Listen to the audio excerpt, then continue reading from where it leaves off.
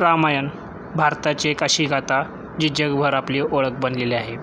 अनेकांनी अनेक वेळा या गाथेला पडद्यावरती साकारण्याचा प्रयत्न केला, पण प्रत्येकजण या गाथेला त्याला सज्ज ठरू शकला नाही. तर अशाच हा रामायणावरती आणखीन एक बेस्ट सिनेमा आपल्याला भेटीसाठी सज्ज आहे. तर आपण जाणून घेऊया त्याच्या ट्रेलरमध्ये आपल्याला काय बघायला मिळेल आणि प्रेक्षकांची याच्यावर काय रिॲक्शन्स आहेत, प्रतिक्रिया आहेत, हे जाणून घेण्यासाठी आपण इथं आज आलेलो आहोत. स्वागत आहे मित्रांनो तुमचा मूवीच्या गप्पामध्ये.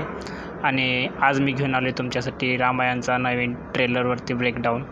तर या मूवीमध्ये सगळ्यात पहिला त्यांनी रावणाचा ऑरा बिल्ड करण्याचा प्रयत्न केला आहे. जसे की आपण अनेक हॉलिवूड मूवीमध्ये बघतो आहे की जेवढा हा विलन ताकदवर दाखवला जातो तेवढाच हिरोला त्याला हरवण्यानंतर मान मिळतो.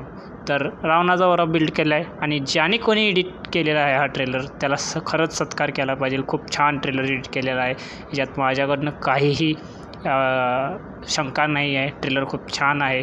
व्हिज्युअल्स आणि ग्राफिक्सवरती पण मी जास्त काही नाव ठेवू शकत नाही, कारण आधीपेक्षा तर खूपच छान आहे. तर सगळ्यात पहिला आपल्याला रामाचा इंट्रोडक्शन मिळतो, जो की तो इंद्र दरबारवरती कूच करून गेलेला असतो आणि तिथं सांगतो की तुमचा नवीन राजा आहे आणि आजपासून 3 लोकमध्ये सिर्फ रावण राज चलेगा. ये डायलॉग ही पहिल्यांदा असं होणार आहे की रामायण ही रावणासाठी पाहिली जाणार आहे. दुसऱ्या सीनमध्ये आपल्याला रामांचं इंट्रोडक्शन बघायला मिळतो आणि नंतर माता सीताचा इंट्रोडक्शन बघायला मिळतो. त्याच्यानंतर त्यांचा स्वयंवरचा सीन्स आहेत. त्याच्यानंतर आपल्याला सीता अपहरण, पुष्पक विमान आणि खूप काही पूर्ण स्टोरी लाईन थोडक्यात त्यांनी दाखवलेली आहे की ही स्टोरी काय आहे. सीता अपहरण, गरुडांचं इंटरफेअर आणि अखेर युद्धपर्यंत त्यांनी छोटे छोटे ग्लिम्स घातलेले आहेत. खूप छान आहेत. व्हिज्युअल वाईज खूप चांगलं वाटते.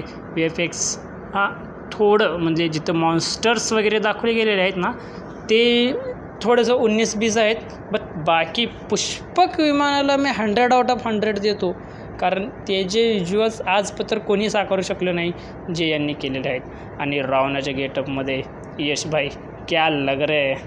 तर मला पुढच्या ट्रेलरसाठी खूप उत्सुकता आहे. मी या मूवीच्या जाणून घेण्यासाठी मला फॉलो करा.